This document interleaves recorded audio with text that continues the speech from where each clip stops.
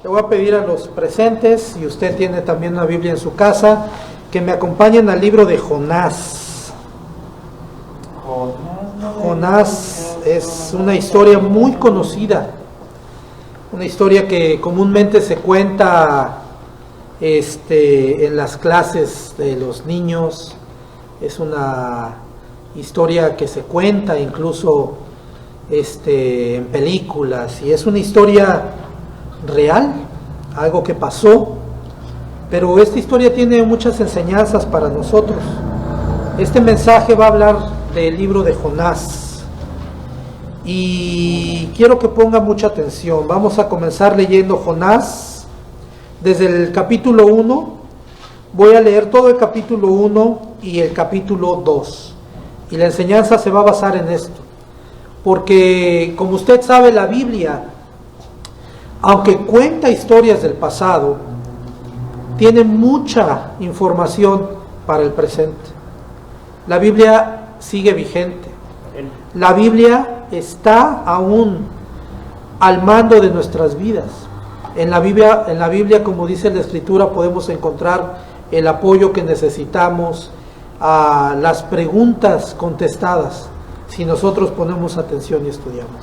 Entonces vamos a leer de Jonás 1. Dice la palabra de Dios así: vino palabra de Jehová a Jonás, hijo de Amitai, diciendo: levántate y ve a Nínive, aquella gran ciudad, y pregona contra ella, porque ha subido su maldad delante de mí. Y Jonás se levantó para huir de la presencia de Jehová a Taris, y descendió a Jope, y halló una nave que partía para Tarsis, y pagando su pasaje, entró en ella para irse con ellos a Tarsis, lejos de la presencia de Jehová.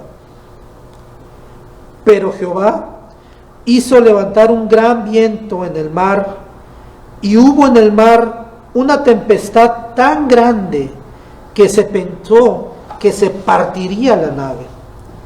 Y los marineros tuvieron miedo, y cada uno clamaba a su Dios con D chica, y echaron al mar los enseres que había en la nave para descargarla de ellos. Pero Jonás había bajado al interior de la nave y se había echado a dormir. Y el patrón de la nave se le acercó y le dijo: ¿qué tienes, dormilón? Levántate y clama a tu Dios, quizá Él tendrá compasión de nosotros y no perezcamos. Y dijeron cada uno a su compañero: venid y echemos suertes, para que sepamos por causa de quién nos ha venido este mal. Y echando suertes, la suerte cayó sobre Jonás. Entonces le dijeron ellos: decláranos ahora por qué nos ha venido este mal. ¿Qué oficio tienes y de dónde vienes? ¿Cuál es tu tierra y de qué pueblo eres? Y él le respondió: soy hebreo y temo a Jehová, Dios de los cielos, que hizo el mar y la tierra. Y aquellos hombres temieron sobremanera y le dijeron: ¿por qué has hecho esto? Porque ellos sabían que huía de la presencia de Jehová, pues él se lo había declarado. Y dijeron: ¿qué haremos contigo para que el mar se nos aquiete? Porque el mar se ibra embraveciendo más y más. Él respondió: tomadme y echadme al mar, y el mar se aquietará, porque yo sé, por mi causa ha venido esta gran tempestad sobre vosotros. 14. Entonces clamaron a Jehová y dijeron: te rogamos ahora, Jehová, que no perezcamos nosotros por la vida de este hombre, ni pongas sobre nosotros por sangre inocente, porque tú, Jehová, has hecho como has querido. Así que tomaron a Jonás lo aventaron. Aquí empieza una narración que quiero que tengan, lo avientan. Todos, yo creo que la mayoría conoce esta historia. Lo avientan, se calman las aguas.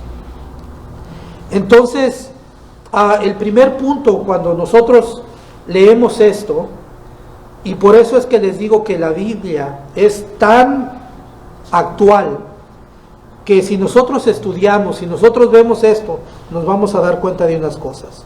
El primer punto que quiero que veamos es que Jonás era un profeta. Por eso Dios le mandó a que hiciera algo. Y hoy en la actualidad hay muchos que se llaman ser cristianos. Y Dios siempre nos ha mandado a hacer algo. Dios siempre nos ha mandado a ser de buen testimonio. Dios nos ha mandado a predicar. Dios nos ha mandado a hacer buenas obras. Dios nos ha mandado a contribuir, a ayudar, a hacer. El cristianismo es algo muy práctico. El cristianismo es algo que se hace. Para ser cristiano no solamente lo profesamos, sino que hacemos. Porque así como Dios se entregó por nosotros, nosotros nos entregamos. Es muy difícil el decir soy cristiano y no hacer nada. El ser cristiano nos hace hacer cosas, nos hace darnos por los demás, nos hace preocuparnos. Entonces el primer punto es que Jesús habla al profeta como hoy habla a su pueblo. Como hoy habla a su pueblo. Él sigue hablando, él sigue. El cristianismo en esta época no se ha acabado. Aún aunque son épocas difíciles, aún en medio de la pandemia, nosotros debemos de continuar con ese cristianismo que Dios ha marcado. De esa misma forma Dios habla al pueblo hoy. Dios nos dice lo que tenemos que hacer, cómo comportarnos. Él nos da estas enseñanzas de qué hacer. En el capítulo 3 dice que Jonás huyó de la presencia, pensando poder esconderse de Dios. Y aquí es donde yo quisiera que usted meditara. ¿Cuántas veces nosotros nos hemos querido esconder de la presencia de Dios de la misma forma? Si usted se da cuenta, hoy en día, cuando se cerraron las iglesias por la pandemia durante casi un año, la gente lo tomó como algo real. La gente al principio dijo, no vamos a ir, no nos vamos a congregar porque se puede expandir, se puede regar la enfermedad, y no vinieron. Pero ahora que las iglesias se empiezan a abrir, ahora que esto empieza a mejorar, la gente ya no va a querer venir de todos modos. Entonces muchas veces pasa que como en aquellos tiempos, vuelve a pasar ahora, ¿no? La gente se esconde de la presencia de Dios, porque ya es más cómodo ver desde el teléfono, ya es más cómodo no ir, así uno descansa después del trabajo, y entonces como que uno se cubre muchas veces con la pandemia, muchas veces no solo con eso, con alguna cansancio, vengo muy cansado. Entonces, muchas veces, así como Jonás, muchas veces la gente huye de la presencia de Dios. Y entonces es bien importante que usted que está aquí, usted que me escucha, medite eso. Dice que Dios le había mandado a hacer algo. ¿Cuántas veces Dios nos ha mandado a nosotros a hacer algo? A ser la sal de la tierra. No nos olvidemos, aún en esta pandemia, que tenemos un llamado de Dios. Un llamado de Dios que es importante. Un llamado de Dios que no va a hacer que te infectes. Porque el llamado de Dios puede ser en tu casa. El llamado de Dios puede ser desde lo interior, hacia tus vecinos, hacia la gente que te rodea. Hay un llamado de Dios como en ese tiempo, al profeta Jonás, aún para nosotros. El llamado de comportarnos bien, de ser cristianos, de ser la luz en las tinieblas. de hacer misericordia. Que no se nos olvide ese llamado, que no vayamos a ser como Jonás, que se quiso esconder y se fue, se subió a un barco. Y fíjense qué chistoso aquí leyendo, se subió al barco y se fue hasta abajo y se durmió. Porque cuando uno se duerme se olvida de los problemas, hasta el hambre se olvida cuando uno se duerme. Y se fue hasta abajo del barco, ahí se escondió. Y yo me pregunto en qué nos escondemos muchas veces nosotros. Nos cobijamos con algo, pensando que ya lo hicimos, pensando que ya no vamos a la iglesia, ya no hacemos esto, ya se acabó el cristianismo, o ya vivimos como que no hay cristianismo. Y nos cobijamos en la pandemia, nos cobijamos en el cansancio, nos cobijamos en muchas cosas. Pero en el versículo 4 dice que Jehová mandó, pero Jehová hizo levantar un gran viento en el mar, y hubo en el mar una tempestad tan grande que se pensó que se partiría la nave. Dios sabía que Jonás estaba ahí. Dice Gálatas 6:7, no os engañéis. En algunas dice, no erréis, no te equivoques. Dios no puede ser burlado. De Dios no nos vamos a esconder. No vamos a tomar los tiempos difíciles para escondernos de Dios.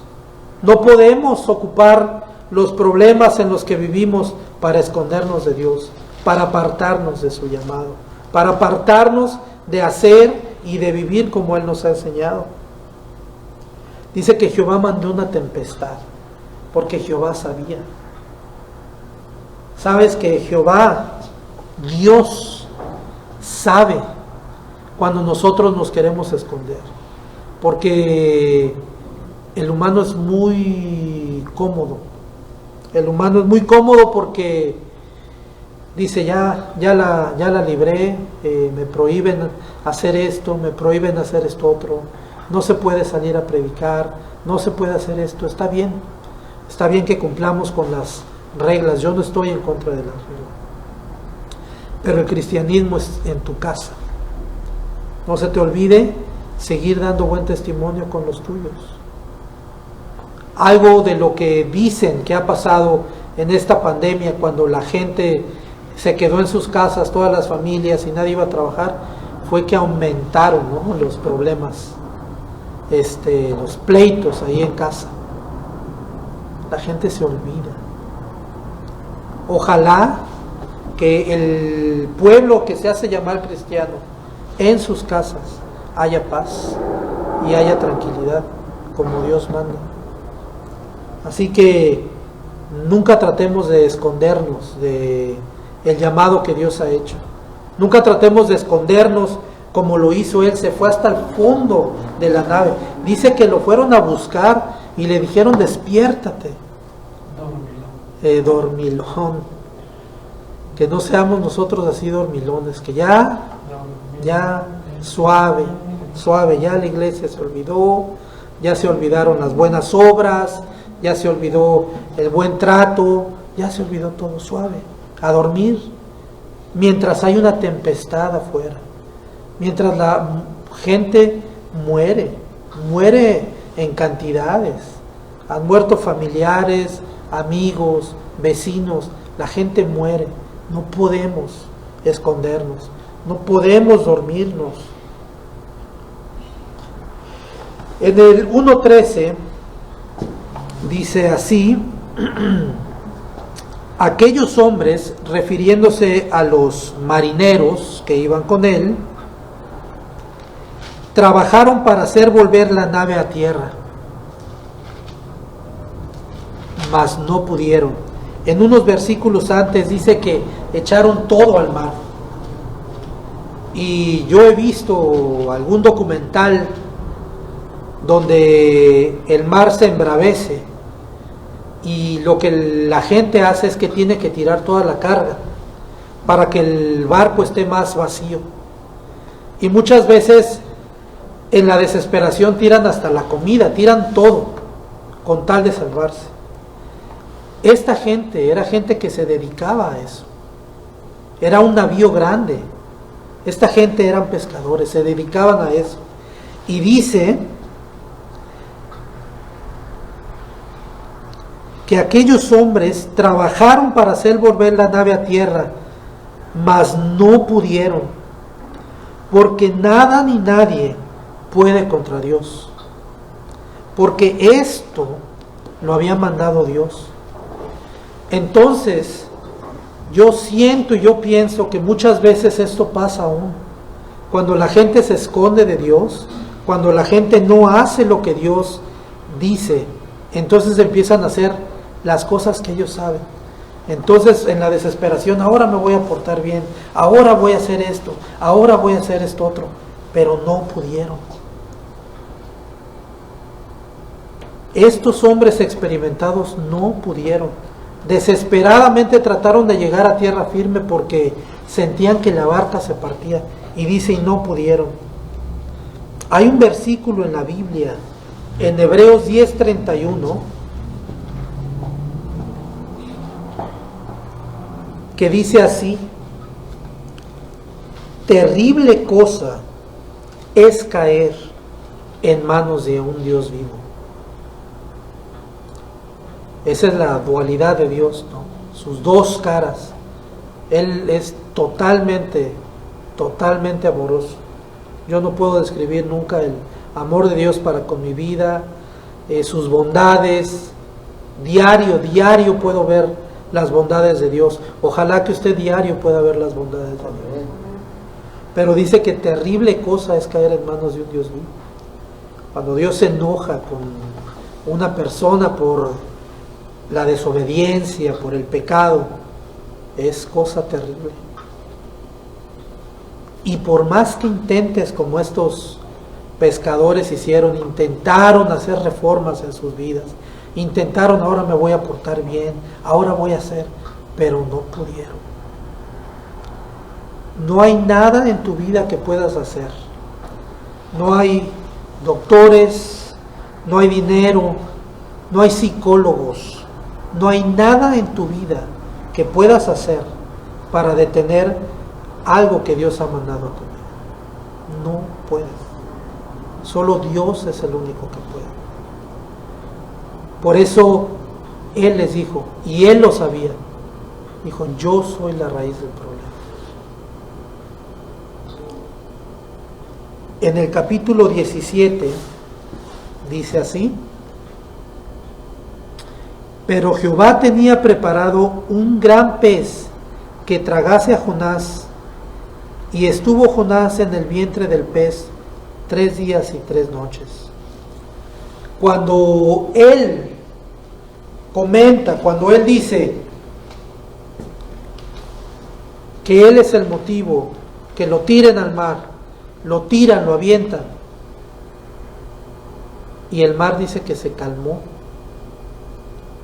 pero Dios no se había olvidado todavía de él. Dios no se había olvidado de él. Dios tenía un plan. Y dice ahí en el versículo 17 que ya le tenía preparado un pez. ¿Sabes que Dios tiene un plan todavía para tu vida? Dios tiene un plan, como dice Jeremías 29:11. Dice, yo sé los planes que tengo para contigo. Es muy conocido esto. Planes de bondad. Dios tiene un plan para tu vida. Muchas veces son planes de bondad. Dios quiere realmente el bienestar. Dios tiene un plan para ello. Dios tiene un plan para tu vida. Que me escuchas ahí. Si te has escondido así de la presencia de Dios, si te has dormido como Él se durmió, Dios tiene un plan para ti, Dios tiene algo preparado para ti. Y Él pensó que Él reconoció y lo aventaron, pero Dios tenía un plan preparado para él. Luego vamos a leer el versículo 2. Dice: entonces oró Jonás a Jehová su Dios desde el vientre del pez, y dijo: invoqué en mi angustia a Jehová, y él me oyó. Desde el seno del Seol clamé, y mi voz oíste. Me echaste a lo profundo, en medio de los mares, y me rodeó la corriente. Todas tus ondas y tus olas pasaron sobre mí. Entonces dije: desechado soy delante de tus ojos, mas aún veré tu santo templo. Las aguas me rodearon hasta el alma, rodeóme el abismo. Descendí a los cimientos de los montes, la tierra echó sus cerrojos sobre mí para siempre, mas tú sacaste mi vida de la sepultura, oh Jehová Dios mío. Cuando mi alma desfallecía en mí, me acordé de Jehová, y mi oración llegó hasta ti en tu santo templo. Los que siguen vanidades ilusorias, su misericordia abandonan. Mas yo, con voz de alabanza, te ofreceré sacrificio. Pagaré lo que prometí. La salvación es de Jehová. Y mandó Jehová al pez, y vomitó a Jonás en tierra. Si alguno de ustedes se ha encontrado en estos momentos un poco asimilado en lo que vivió Jonás, si alguno de ustedes por alguna razón sabe que ha bajado el paso, que ha aflojado, que se ha dormido, o si alguno de ustedes sabe, como Jonás, que ha desobedecido a Dios, que no está caminando como a Dios le gusta, ponga atención aquí. Aquí vamos a ver unos pasos que estaba estudiando y me gustaron mucho de lo que él hizo. En el 2:1, entonces oró Jonás a Jehová su Dios desde el vientre del pez. Desde el vientre del pez. Número 1, oró a Dios. Acuérdate de Dios en tus necesidades. Y dice que oró no solamente desde lo más profundo del abismo, del mar, desde lo más profundo del pez. Si usted necesita algún cambio en su vida, si usted necesita reconciliarse con Dios, ponerse en la brecha, tienes que hacer lo que hizo Jonás. Desde lo más profundo de tu corazón. Porque ahí en el corazón es donde nacen las cosas malas. Por eso la Biblia dice: de toda cosa guardada, guarda tu corazón, porque de él mana la vida eterna. Ora a Dios desde lo más profundo de tu corazón. Ahí está la necesidad, ahí estaba la necesidad de él. Y en nuestros corazones es donde está la necesidad, porque de ahí salen las amarguras, los odios, los resentimientos, como dice la Biblia. Tienes que clamar desde lo más profundo, desde lo más oscuro, eso que nadie sabe, eso que piensas que nadie se ha dado cuenta, eso que escondes, eso que atesoras. Desde ahí tienes que clamar, desde lo más profundo. 2:4, versículo 2, capítulo 4. Entonces dije: desechado soy de delante de tus ojos, mas aún veré tu santo templo. Desechado soy. Él reconoció su pecado. Él reconoció su necesidad. ¿Sabe? Yo me he dado cuenta de algo, y yo creo que todos lo saben. el ser humano siempre trata, desde tiempos antiguos, desde los tiempos de Adán, de hacerse la buena persona, ¿no? De echarle la culpa a otros. Él reconoció su pecado. Adán, ¿no? La mujer que me diste.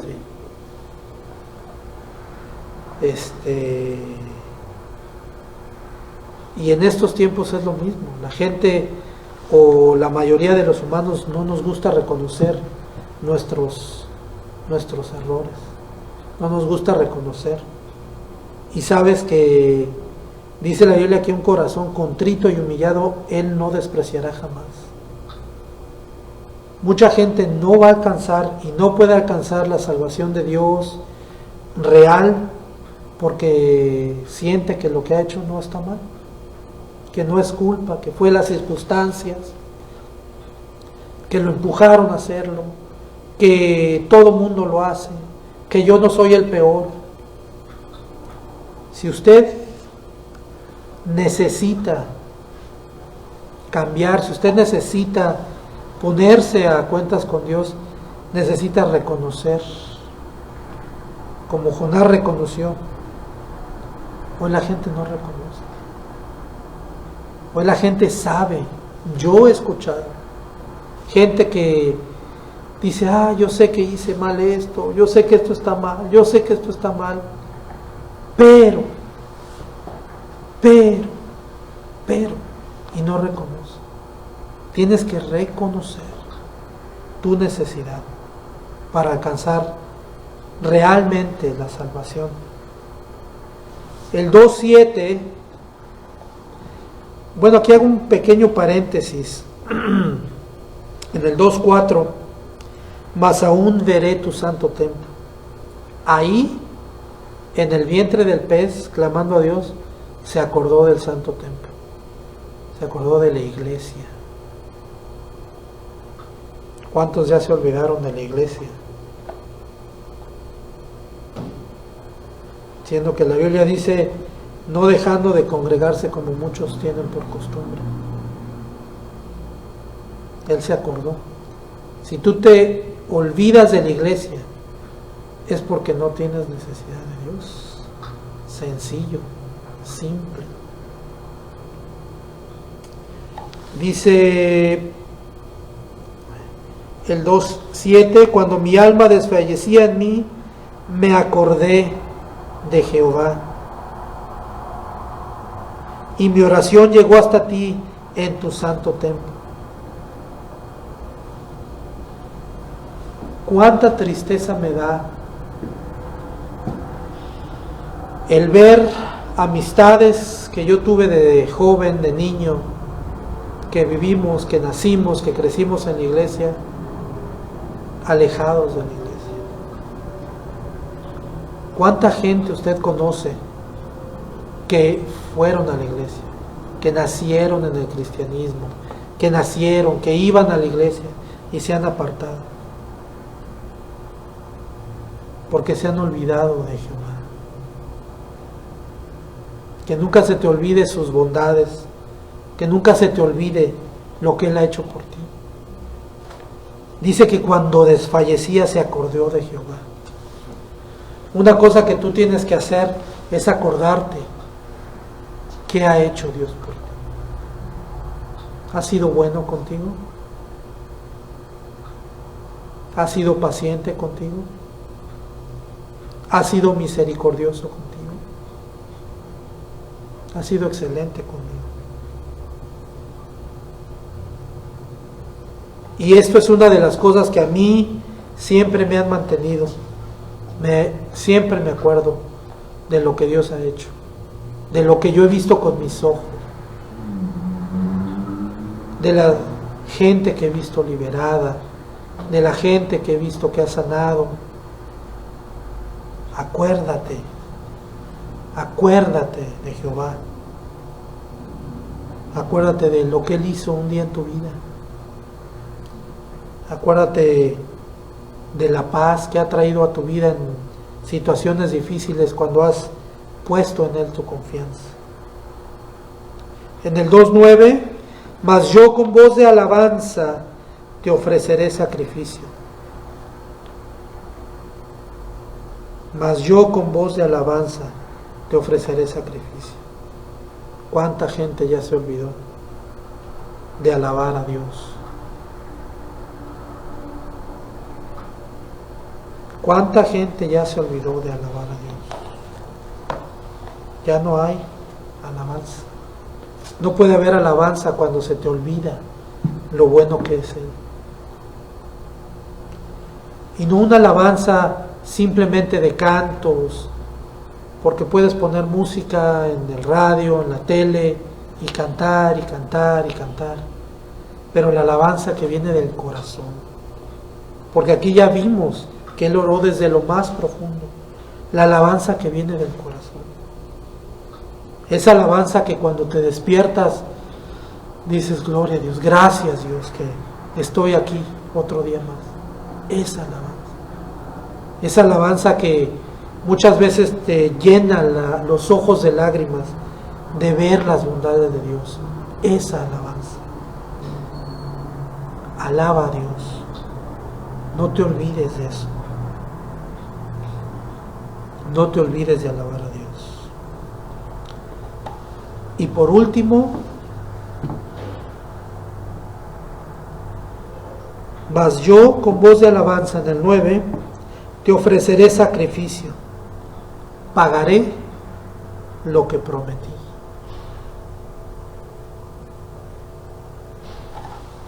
¿Qué le has prometido a Dios tú? Yo sé que todos hemos prometido algo. Comúnmente se promete cuando se quiere algo, ¿no? Cuando un niño quiere algo de su padre, promete cosas. Me prometo que te voy a portar bien. ¿Por qué no me compras esto? Y te prometo. ¿Qué le has prometido a Dios?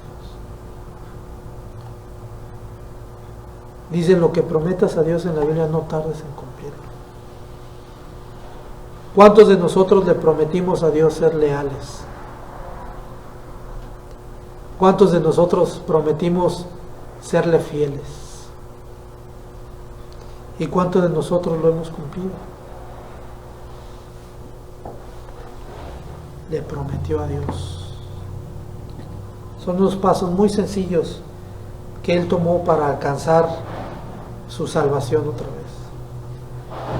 Y espero que algo se quede ahí en tu corazón. Dale a Dios lo que le prometiste. Quiero que cierre sus ojos, por favor, conmigo, ahí en su sala, y que tome este tiempo para decirle y recordar conmigo, como Él. Recuerda lo que Dios hizo en el pasado en tu vida. Recuerda de dónde te ha sacado. Recuerda lo que Él ha hecho por ti. Recuerda lo que le has prometido también. Le prometiste ser fiel. Le prometiste caminar. Le prometiste portarte bien. Y cúmpleselo. Le prometiste seguirlo. Has prometido muchas veces, quizá, ahora sí, como dijo Él, iré hasta tu santo templo. Que no se te olvide lo que has prometido. Cumple con tus obligaciones como cristiano que estás ahí. Cumple con tu testimonio. Cumple con tus diezmos. Cumple con tu presencia para ayudar a los demás. Cumple con portarte bien como lo has hecho. Reconoce tu pecado, reconoce tu maldad, y como dice Él, mi oración llegó hasta ti. Padre, te agradezco mucho esta tarde.